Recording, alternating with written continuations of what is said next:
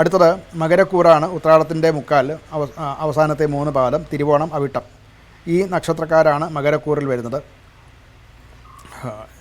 ഇവരുടെ 2ാം ഭാവത്തിൽ ഉച്ചത്തിലിരിക്കുന്നതായിട്ടുള്ള ചൊവ്വയും സൂര്യനും ഒന്നിച്ച് വരുന്നു. 3ാം ഭാവത്തിലേക്ക് ബുധശുക്രന്മാരും രാഹുവും ഉണ്ടാകും. അധികാരവും അതുപോലെ സമ്മർദ്ദവും ഒരുമിച്ച് ഉണ്ടാകുന്ന ഒരു കാലമാണ്.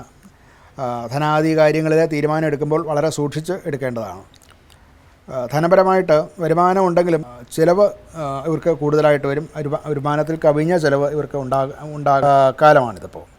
ആരോഗ്യപരമായിട്ട് പല്ല്, അതുപോലെ നഖം, എല്ലുകൾ, അതുപോലെ തല സംബന്ധിച്ചും ഒക്കെയുള്ള രോഗങ്ങൾ ഇവർക്ക് ഉണ്ടാകാൻ സാധ്യതയുണ്ട്. ആരോഗ്യപരമായിട്ട് പല്ല് സംബന്ധിച്ച്, അതുപോലെ എല്ലുകൾ സംബന്ധിച്ചും ഒക്കെ ഉള്ള രോഗങ്ങൾ വരാൻ സാധ്യതയുണ്ട്. നിരന്തരം തലവേദന അനുഭവിക്കാനുള്ള ഒരു യോഗവും ഇവർക്ക് കാണുന്നുണ്ട്. കുടുംബപരമായിട്ട് വാക്കുകൾ ശ്രദ്ധയോടുകൂടി ഉപയോഗിച്ചില്ല എന്നുണ്ടെങ്കിൽ ചില സംഘർഷങ്ങൾ സ്വന്തം വീട്ടിൽ ഉണ്ടാകാൻ ഉള്ള എല്ലാ സാഹചര്യങ്ങളും കാണുന്നുണ്ട്.